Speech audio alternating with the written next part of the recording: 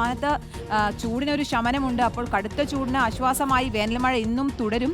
ഇന്ന് കോട്ടയം, ഇടുക്കി, മലപ്പുറം, വയനാട് ജില്ലകളിലും നാളെ ആലപ്പുഴ, കോട്ടയം, എറണാകുളം, ഇടുക്കി, കോഴിക്കോട്, വയനാട്, കണ്ണൂർ ജില്ലകളിലും യെല്ലോ അലർട്ട് പ്രഖ്യാപിച്ചിട്ടുണ്ട്.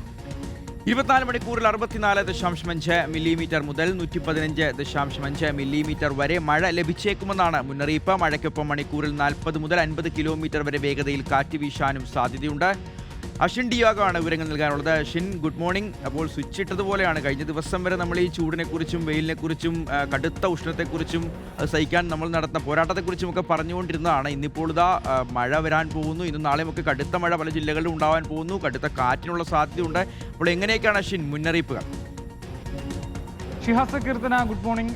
സൂചിപ്പിച്ച പോലെ തന്നെയാണ് ഇന്നലെ വരെ നമ്മൾ വെയിലിനെ കുറിച്ചാണ് പറഞ്ഞിരുന്നതെങ്കിൽ ഇനി മുതൽ അങ്ങോട്ട് വേനൽ മഴയെക്കുറിച്ച് പറയേണ്ടിയിരിക്കുന്നു എന്നുള്ളതാണ് കാലാവസ്ഥാ മുന്നറിയിപ്പ് നമുക്ക് അതിൽ നിന്നും മനസ്സിലാക്കുന്നത്. സംസ്ഥാനത്ത് ഇനി വരുന്ന 5 ദിവസം ശക്തമായ മഴയ്ക്ക് സാധ്യതയുണ്ട് എന്നൊരു മുന്നറിയിപ്പാണ് നിലവിലിപ്പോൾ കേന്ദ്ര കാലാവസ്ഥാ വകുപ്പ് നൽകിയിട്ടുള്ളത്. ഇന്ന് കോട്ടയം, ഇടുക്കി, മലപ്പുറം, വയനാട് ജില്ലകളിൽ യെല്ലോ അലർട്ട് പ്രഖ്യാപിച്ചിട്ടുണ്ട്. നാളെ ആലപ്പുഴ, കോട്ടയം, എറണാകുളം, ഇടുക്കി, കോഴിക്കോട്, വയനാട്, കണ്ണൂർ ജില്ലകളിലും യെല്ലോ അലർട്ടാണ് പ്രഖ്യാപിച്ചിട്ടുള്ളത്.